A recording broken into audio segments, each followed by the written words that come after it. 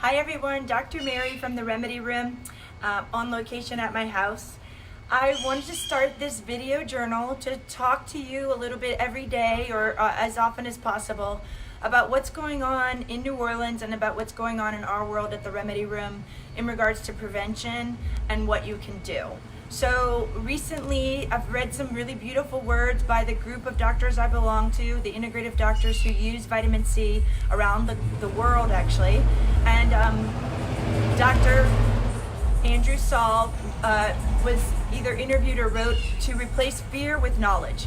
And that's what we're trying to do, is help you guys have the knowledge and have the security and know that you've got this. So for the first time in a very long time, people are really investing in their health. They're really investing in taking control of what goes on with their body, with their mind. And so it's really phenomenal turning point in life in general. I am in communication with the international group of doctors. It's the international group who practices orthomolecular medicine, which is cellular medicine. And at the end of all of this, it boils down to what goes on at the cell, what goes in and out. Can we get the junk out? Can we get the nutrition in? And so for the first time, really, in a long time, people are focused on nutrition. And it really should be the very top part of where we're focusing, but as you know, it's not something that doctors are taught about in medical school. And so this is something I grew up with my whole life. So I am fighting my hardest to tell as many people as I can, and I need your help.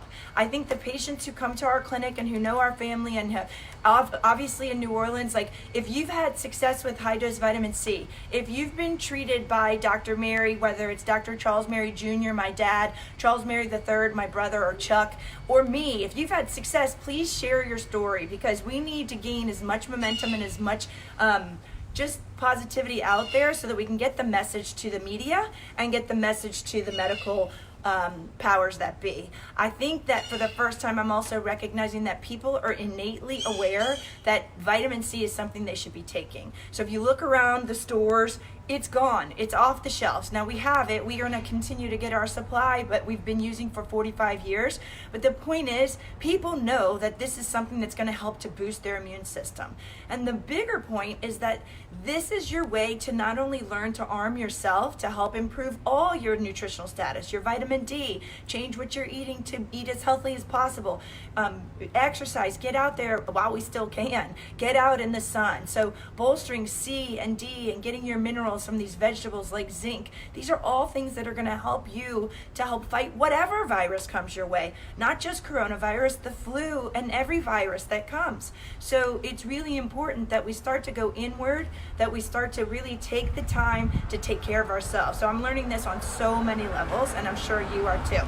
So I want to update you that I have tried and have gotten in touch with and sent letters out to the mayor, to the head of the Department of Health and Hospitals, to the heads of infectious disease, to the hospitals, to the EMS, to the people who support me and people who don't.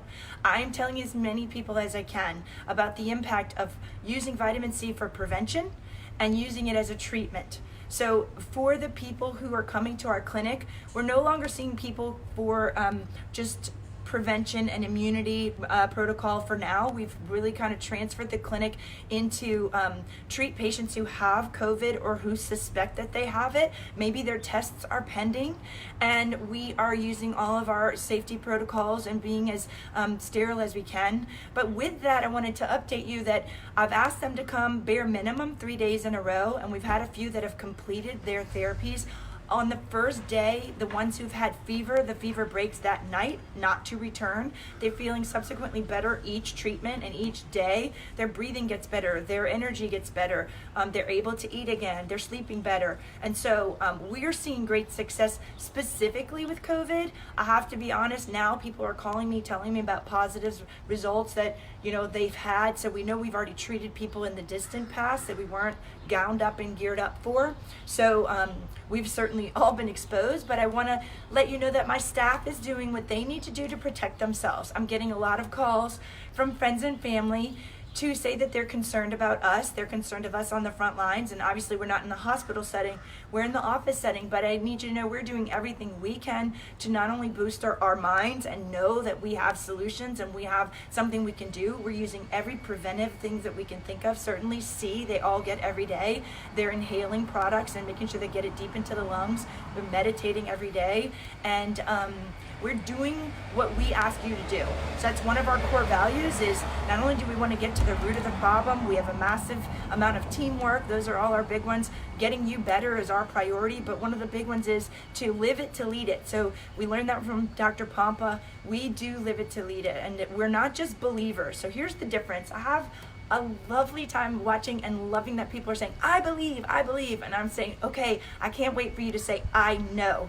So there's a difference. A belief is something that you are, maintaining this thought process because someone else told it to you. It's not a belief for me anymore. It's a knowing. It's knowledge. It's truth. The truth is just, you can't argue with the truth, and it's witnessing the truth and witnessing people get better. So I'm keeping this journal to try to update you about what's going on. Obviously, we had some great press coverage with WWL and WDSU. I need you guys to share those stories. If you haven't seen the video of my dad talking about his experience, then it's a real fun video to watch. He's amazing, and I'm hoping to interview him again very shortly. We are supposed to be on a radio show with Dr. Carolyn Dean. If you have not read her book, The Magnesium Miracle, you really should. And Dr. Tom Levy is also going to be on that show, and some of the other doctors in my orthomolecular group. And obviously they're well written and have amazing clinical experience with not only vitamin C but magnesium, and like I said, orthomolecular medicine, which is nutritional medicine. So nutrition is the building block.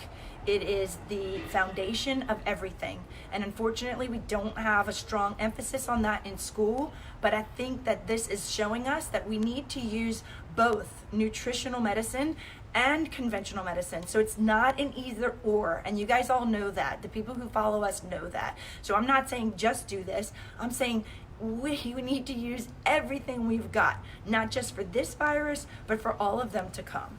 So I want to share this. I think it's kind of funny, and for all you Grateful Dead lovers, my kids made me this sign. I think it might be backwards. But I came home to this, and I was crying and just so, feeling so loved that, and then it got wet. So if you can see, it's kind of cool. The black stayed, and the ink dripped. I was like, oh my gosh, my husband loves the Grateful Dead. This is perfect tie-dye. And then I saw somewhere that the kids are putting rainbows on the windows, trying to make it so that when they're on their walk, they have something to, count rainbows or teddy bears. I love that they're keeping these kids positive and that everybody seems to be adjusting.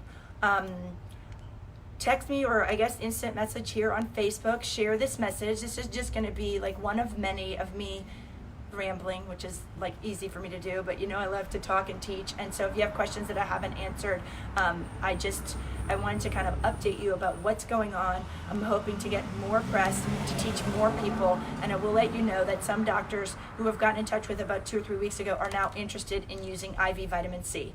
IV vitamin C is being used in hospital settings in New York, in Arizona. It has been being used in China with excellent results, and it is being used with excellent results, and these are the doctors that I am in touch with the Orthomolecular Society. They update us, at least every week or every other week, and then I'm in touch with them almost every day. And the results of the studies will continue to show great things. And so my hope is that these doctors in America don't continue to drop the dose. So my fear is that they use, a little vitamin C and say, okay, we call it good, when that's really not okay. It would be like using half the dose of all the other drugs that they use out there and then saying, okay, that doesn't work, and that's not true. So remember, the dose required is dependent on the amount of fire or inflammation that's in the body. And hopefully they will use the doses that we use for patients who have chronic disease like cancer or any chronic conditions, which is anywhere between 25,000 and 50,000 and 100,000 milligrams in a 2 to 3 hour setting. So we need to not be afraid to use something that nature has given us, and that is so valuable, non-toxic, inexpensive, and and would be helpful. So I'm going to leave you with one thing to upgrade your prevention. And you've heard it from me before, but it just pains me to see national news and pictures on buildings of things of how to prevent and what to do when you sneeze. So this move of sneezing in your elbow is just going to cause a spray high and low. So achoo, I now see people fist bumping like this. So why would you put something that is transmitted through, it's a respiratory droplet, why not keep it to yourself? Sneeze inside your shirt, inside your lapel, inside a handkerchief.